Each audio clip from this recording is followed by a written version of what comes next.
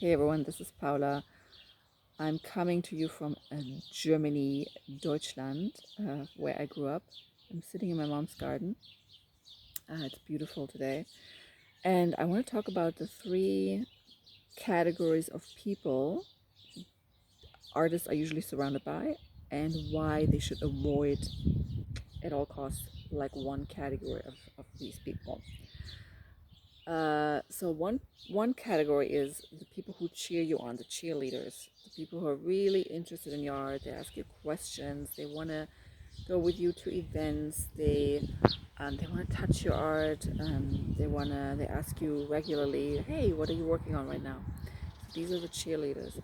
The second category of people are the people who are indifferent. They don't seem to really care. They don't ask questions. They don't say anything bad about your art, but they just like never ask. And then there's the third category of people. These are, I would call them, they are the people who are hostile towards your art. And it might sometimes not even be so obvious that they're saying something really mean, but they're always kind of like, you feel like there's sprinkled some condescending words here and there, and they might look at your art and frown. They might be like, oh, I could do that too. Or they might say, is this even art, what you're doing? Stuff like that. These are the people who are hostile towards your art. If you're surrounded with people who are like that, and these people could even be part of your family, they could be your parents, they could be your siblings. Um, it sounds crazy, but you really have to limit their time, limit your time with them.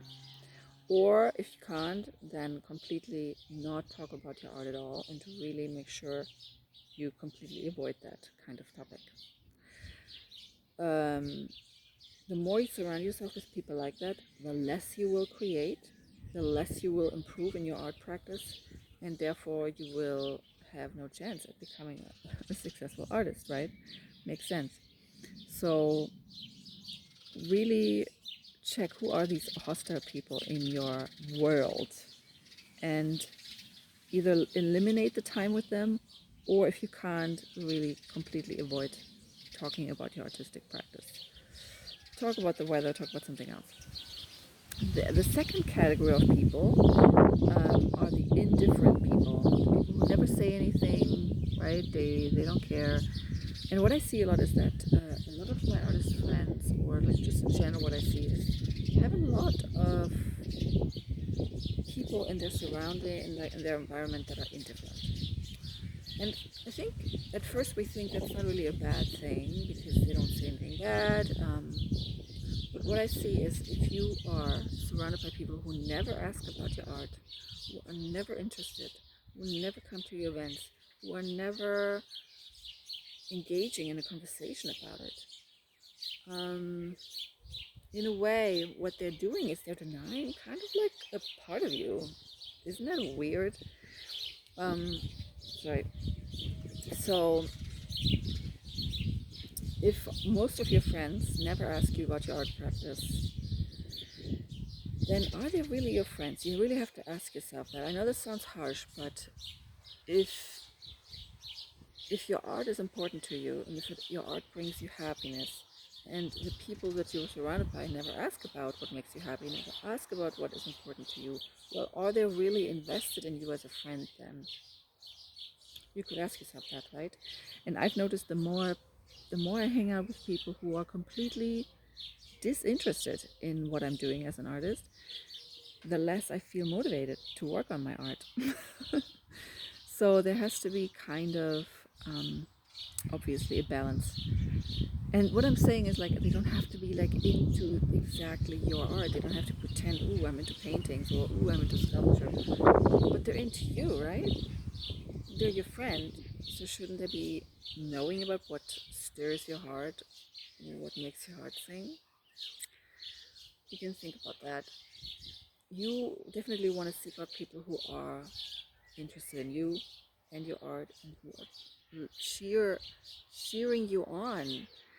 And I'm in Germany right now, and this is a little town. There's not much art going on here.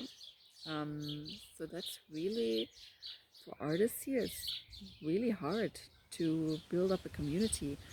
And if you are living in a place like this, what I would suggest is to really Google art and then the name of your town, and then check out, are there galleries, are there workshop places, are there studios of artists. Send them an email, message them, say, hey, do you want to go for coffee? I would like to come by your studio. Or go on Facebook groups and see if anybody is into art, or sometimes even just like into creative things. It doesn't even have to be artistic, but just in general creative things, maybe entrepreneurs.